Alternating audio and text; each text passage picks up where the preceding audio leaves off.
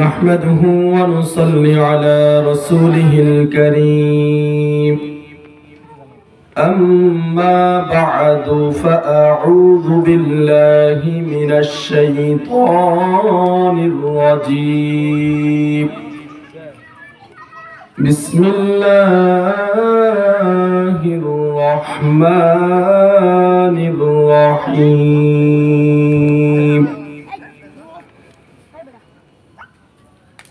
إن الذين قالوا ربنا الله ثم استقاموا تتنزل عليهم الملائكة ألا تخافوا ولا تحزنوا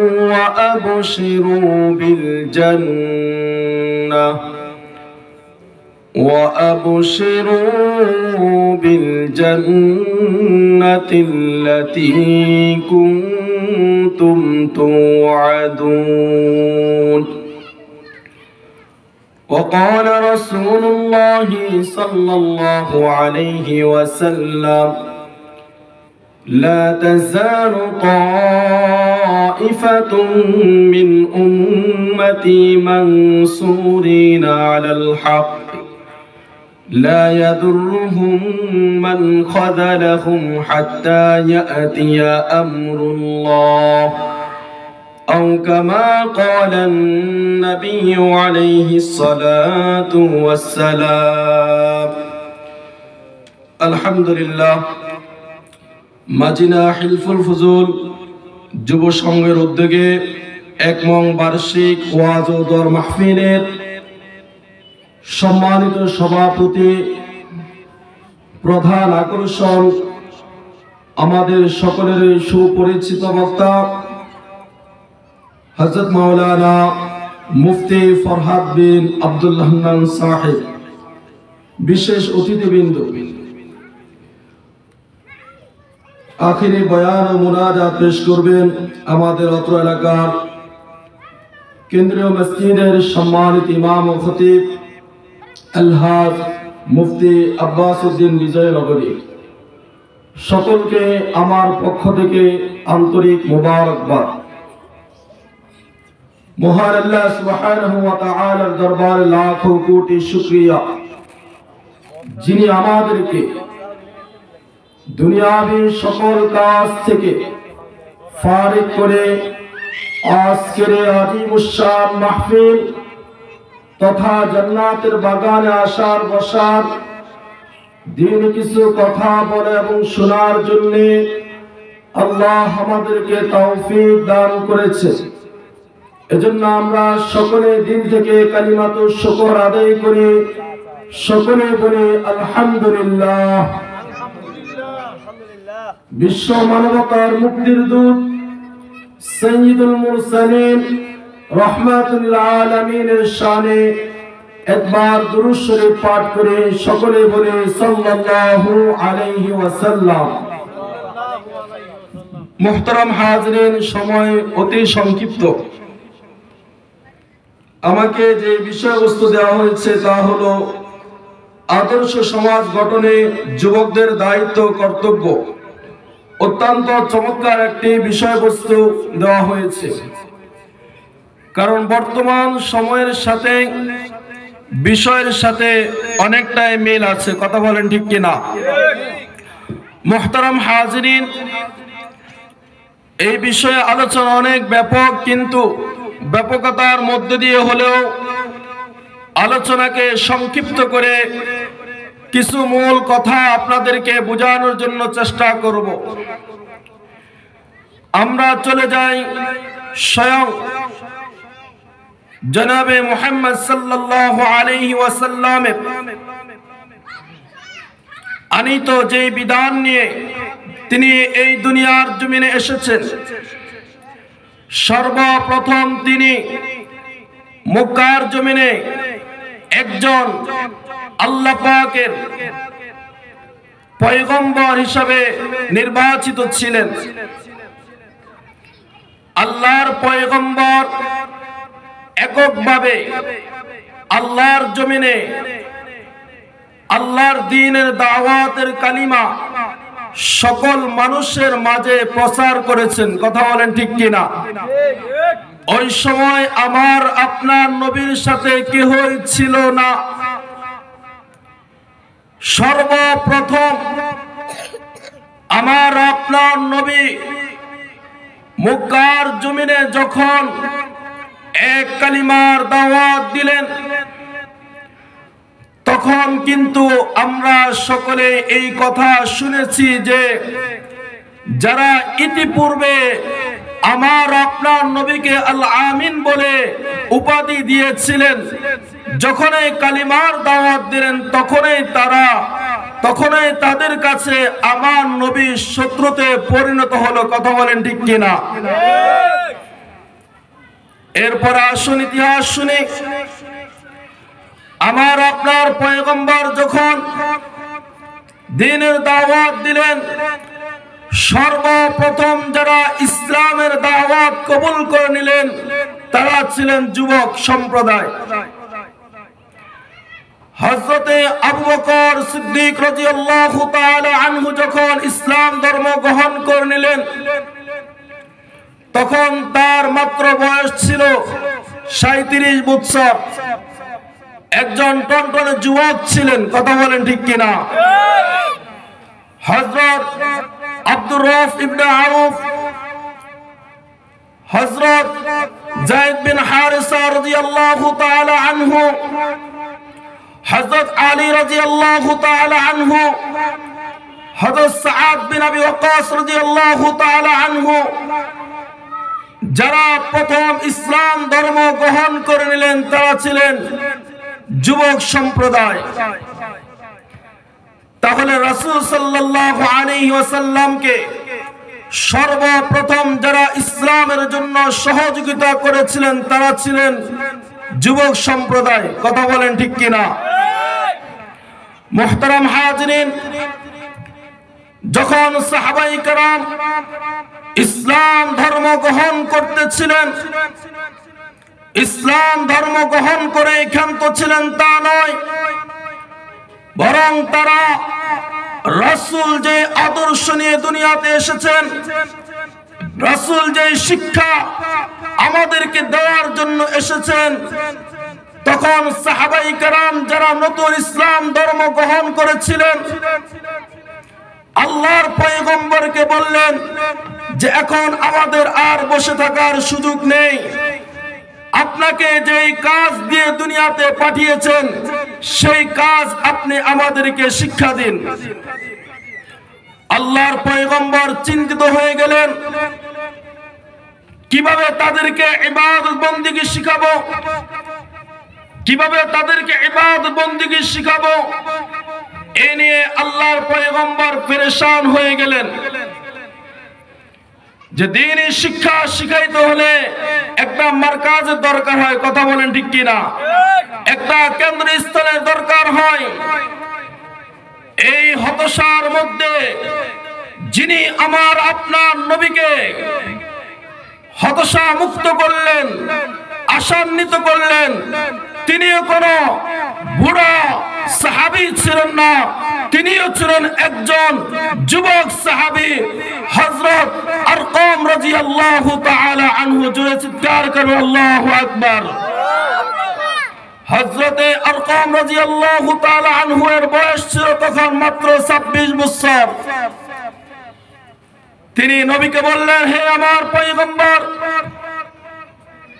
কেহ যদি জায়গা নাও দে, কিন্তু আমি আপনাকে আমার ঘর এটা আমি সুপর্দ করলাম ইসলামের জন্য। যারা নতুন ইসলাম ধর্ম গ্রহণ করেছে তাদেরকে আমার ঘরে ইসলামী শিক্ষা দীক্ষা দিবেন।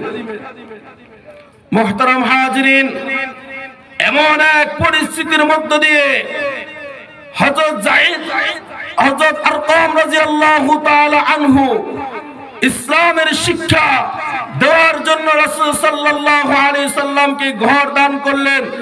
যেই সময়ে মক্কার জমিনে ইসলামের কথা বলবে, ইসলামের কালিমা পড়বে, এমন এক পরিস্থিতি চলতেছিল যে মানুষ আল্লাহর নাম নেবে এমন সাহস সাহাবায়ে কেরামদের ছিল না।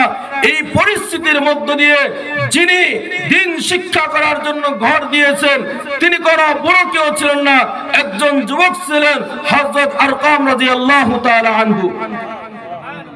তাহলে ইসলামের সূচনাতেই যুবকদের অনেক অবদান ছিল।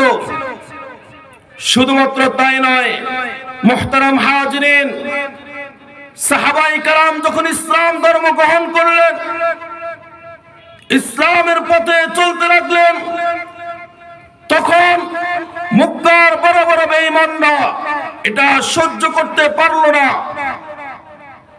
তারা সাহাবায়ে কেরামদেরকে বিভিন্ন ভাবে কষ্ট দেওয়া আরম্ভ করে দিল।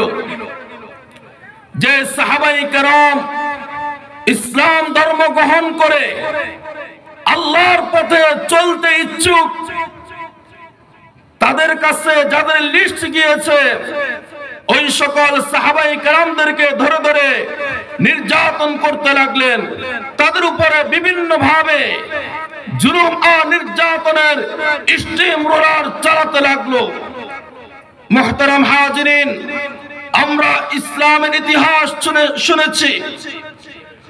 হযরতে বেলাল হাবশী রাদিয়াল্লাহু তাআলা আনহুর ঘটনা শুনেছি, হযরতে খাব্বাব রাদিয়াল্লাহু তাআলা আনহুর ঘটনা শুনেছি, আম্মার ইবনে ইয়াসার রাদিয়াল্লাহু তাআলা আনহুর ঘটনা শুনেছি।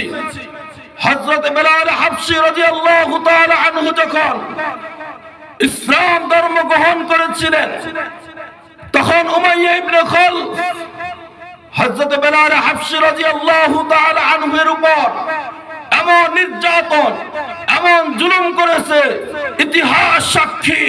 শুধুমাত্র একটি কারণে বেলাল রাদিয়াল্লাহু তাআলা আনহু বলেছেন, আমি দুনিয়ার কোন লাত উজ্জাকে বিশ্বাস করি না, একমাত্র আমার মাবুদ যিনি আমাকে সৃষ্টি করেছেন আমি একমাত্র তাকে রব হিসেবে গ্রহণ করে নিয়েছি। মুহতারাম হাজিরিন, কি শাস্তি দিয়েছে আমরা সকলে জানি।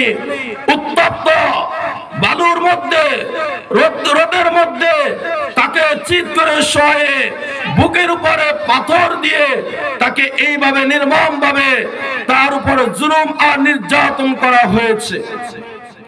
বেলাল হাবশী রাদিয়াল্লাহু তাআলা আনহুকে বললেন, ইসলাম ছাড়ো, ইসলাম ছেড়ে দাও, লাত উজ্জাকে রব হিসেবে মেনে নাও, তাহলে তোমাকে ছাড় দেওয়া হবে। বেলাল হাবশী রাদিয়াল্লাহু তাআলা আনহু বলেছেন, ইসলামের জন্য জান দিতে রাজি, ইসলামের জন্য নিজেকে কুরবান করতে রাজি, কিন্তু এক মুহূর্তের জন্য আল্লাহর পথ থেকে, আল্লাহর দ্বীন থেকে এক চুল পরিমাণ পিছপা হতে রাজি নয়। মুহতারাম হাজিরিন, শুধু তাই নয়, হযরতে বেলাল হাবশী রাদিয়াল্লাহু তাআলা আনহুকে রাতের বেলা বেঁধে তাকে বিভিন্ন ভাবে প্রহার করা হতো। শুধু এতটুকুই নয়, তার গলায় ওটের রশি পরিয়ে তাকে মক্কার অলিতে গলিতে ঘুরানো হতো। যাকে এভাবে নির্যাতন করা হয়েছে তিনি কোন বুড়ো কোন সাহাবী ছিলেন না, একজন যুবক সাহাবী ছিলেন। এরপরে আসুন হযরত খাব্বাব রাদিয়াল্লাহু তাআলা আনহুর ঘটনা শুনে। হযরত খাব্বাব রাদিয়াল্লাহু তাআলা আনহু যখন ইসলাম ধর্ম গ্রহণ করেছিলেন, ইসলাম ধর্ম গ্রহণ করার অপরাধে তাকে জ্বলন্ত কয়লার উপরে শোয়াইয়া তাকে সেখানে রাখা হতো। শুধু তাই নয়, তার বুকের উপরও পাথর চাপা দিয়ে রাখা হতো আর বলতো, খাব্বাব ইসলাম ধর্ম ছেড়ে দাও, কালিমা ছেড়ে দাও, লাত উজ্জাকে রব হিসেবে মেনে নাও, তাহলে তোমাকে ছাড় দেওয়া হবে। খাব্বাব রাদিয়াল্লাহু তাআলা আনহু এই কথা বলেছিলেন, তোমরা আমাকে যতই কষ্ট দাও না কেন, যতই আমার উপর জুলুম করো না কেন, ইসলামের জন্য জীবন দিতে রাজি, কিন্তু এক মুহূর্তের জন্য ইসলাম থেকে সরে যেতে রাজি নয়। কথা বলেন ঠিক কিনা? মুহতারাম হাজিরিন, এজন্য আমাকে যেই বিষয় দিয়েছেন আদর্শ সমাজ গঠনের যুবকদের দায়িত্ব, ইসলামের প্রথম যুগ থেকেই ইসলামের জন্য যারা রক্ত দিয়েছেন, ইসলামের জন্য যারা কুরবান হয়েছেন, তারা ছিলেন একমাত্র যুব সম্প্রদায়। মুহতারাম হাজিরিন, এভাবেই সাহাবায়ে কেরামের উপরে জুলুম আর নির্যাতনের স্টিম রোলার চলতে থাকলো। সাহাবায়ে কেরাম নিজেদেরকে এক মুহূর্তের জন্য আল্লাহর পথ থেকে সরিয়ে রাখেননি, বরং তারা যতই জুলুম আর নির্যাতন করেছে, সাহাবায়ে কেরামের ঈমান তেজস্ক্রিয় ঈমানি শক্তি আরো বৃদ্ধি পেয়েছে। বলেন সুবহানাল্লাহ। মুহতারাম হাজিরিন, এভাবে চলতে থাকলো, এভাবে চলতে থাকলো। এরপর একদিন সাহাবায়ে কেরাম হযরতে খাব্বাব রাদিয়াল্লাহু তাআলা আনহু আল্লাহর পয়গম্বরের কাছে গিয়ে বললেন, হে পয়গম্বর, আমরা যে মার খেতে খেতে শেষ হয়ে যাচ্ছি, আমরা যে মার খেতে খেতে শেষ হয়ে যাচ্ছি, আল্লাহর কাছে আপনি একটি দোয়া করুন, আল্লাহ যেন আমাদেরকে সাহায্য করেন, আল্লাহ যেন আমাদেরকে এর থেকে পরিত্রাণ দান করেন। আল্লাহর পয়গম্বর সাহাবায়ে কেরামদেরকে পূর্বের যুগের ইতিহাস শুনিয়ে সান্ত্বনা দিলেন, হে আমার সাহাবীরা, শুনে রাখো, যারা ইসলাম ধর্ম গ্রহণ করেছে, ইতিপূর্বে নবীদের ইতিহাস শুনে রাখো, ওই সময়কার জালেমরা, বেঈমানরা যারা ইসলাম ধর্ম গ্রহণ করেছে, তাদেরকে ধরে নিয়ে এসে গর্ত খনন করে ওই গর্তের ভিতরে তাদেরকে ঢুকিয়ে সেই গর্তের ভিতরে তাদেরকে মাটি চাপা দেওয়া হতো। এরপরে তাদের মাথার উপরে করাত রেখে বলা হতো, ইসলাম ছেড়ে দাও, না হলে কিন্তু তোমাদেরকে করাত দিয়ে দুই ভাগ করে দেওয়া হবে। ওই সময়কার ঘটনা নবীগণ বলেছেন, আল্লাহ আমাদেরকে দুনিয়াতে পাঠিয়েছেন এক আল্লাহর দ্বীনকে মানুষের মাঝে প্রচার আর প্রসার করার জন্য। তোমরা যতই শাস্তি আমাদেরকে দাও না কেন, এক চুল পরিমাণ আল্লাহর পথ থেকে সরে দাঁড়াবো না। মুহতারাম হাজিরিন, এভাবেই আগের যুগেকার ইমানদারদেরকে করাত দিয়ে দুই টুকরো করা হতো, অন্যায়ভাবে অনেক নবীদেরকে হত্যা করা হয়েছে। মুহতারাম হাজিরিন, আজকেও সেটা আমরা দেখতেছি।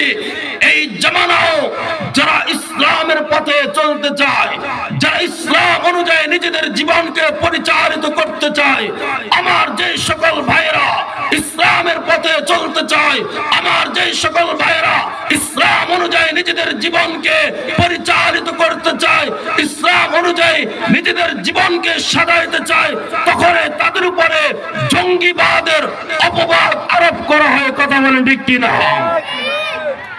মুহতারাম হাজিরিন, পরীক্ষা আসবে, ঈমানিয়তের পরীক্ষা আসবে।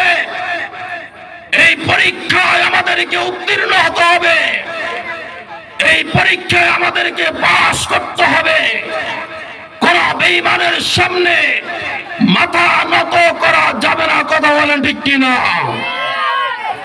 এই জন্য মুহতারাম হাজিরিন, আদর্শ সমাজ গঠনে যুবকদের যেই করণীয়, সেটা হলো সর্বপ্রথম যুব সম্প্রদায়কে এক আল্লাহর পথে চলতে হবে। যখন বেঈমানরা ইসলামের কোন বিষয়কে নিয়ে তাল বাহানা করবে, ইসলাম নিয়ে কোনোভাবে খেল তামাশা করার প্রচেষ্টা করবে, তখন ইমানদারের সকল যুবক ওই সময় ঘরে বসে থাকবে না, বরং ইসলামের জন্য মাঠে নেমে যেতে হবে। যখনই মাঠে নামবে, প্রতিরোধ করবে, বেঈমানদেরকে রুখে দাঁড়াবে, বেঈমানদের বিরুদ্ধে রুখে দাঁড়াবে, তখন ইমানদারদের ভয়ে বেঈমানরা পালিয়ে যেতে বাধ্য থাকবে। কথা বলেন ঠিক কিনা? মুহতারাম হাজিরিন, দুঃসময় চলতেছে। ইসলামের নাম নিশানাকে মুছে ফেলার ষড়যন্ত্র চলতেছে। আপনারা বলুন, এই ষড়যন্ত্র করে কি কখনো কোন বেঈমান সফল হতে পেরেছে? আবু লাহাব শেষ হয়ে গিয়েছে, আবু জাহেল শেষ হয়ে গিয়েছে, উতবা সাইবারা শেষ হয়ে গিয়েছে, নমরুদরা শেষ হয়ে গিয়েছে। আজকে পৃথিবীতে যারা আছে এরাও একদিন শেষ হয়ে যাবে। ইসলামের এই শব্দটা, এই শব্দের মধ্যে কোন পরিবর্তন করার কোন দুঃসাহসিকতা কোন জালেমের দ্বারা কখনোই সম্ভব হবে না, হবে না, হবে না। কথা বলেন ঠিক কিনা?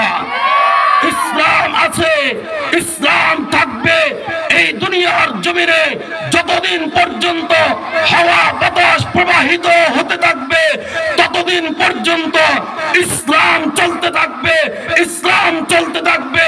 এটাই হলো আল্লাহ পাকের ওয়াদা এবং প্রতিশ্রুতি। এজন্য মুহতারাম হাজিরিন, আজকে যুব সমাজদেরকে নিয়ে খেল তামাশা শুরু হয়ে গিয়েছে। দুনিয়া আলমী যারা, তারা যুবকদেরকে দিয়ে লাঠিয়াল বাহিনী হিসাবে তাদেরকে গ্রহণ করে নিচ্ছে। কিছু টাকা পয়সা দিয়ে যুবকদেরকে ইসলাম থেকে সরানোর প্রচেষ্টা করা হচ্ছে। কথা বলেন ঠিক কিনা?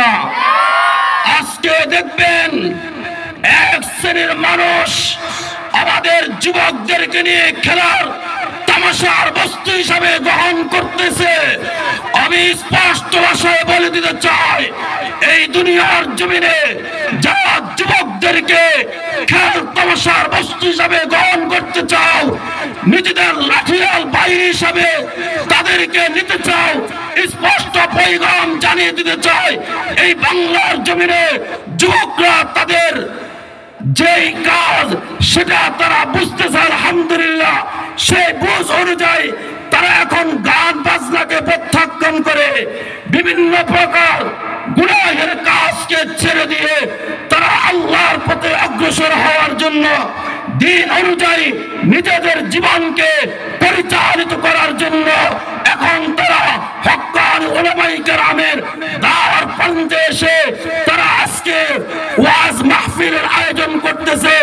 এর দ্বারা এটাই প্রতীয়মান হচ্ছে যে যুবকরা আর গান বাজনা চায় না, যুবকরা আজ মদ আর ইয়াবা এগুলা চায় না।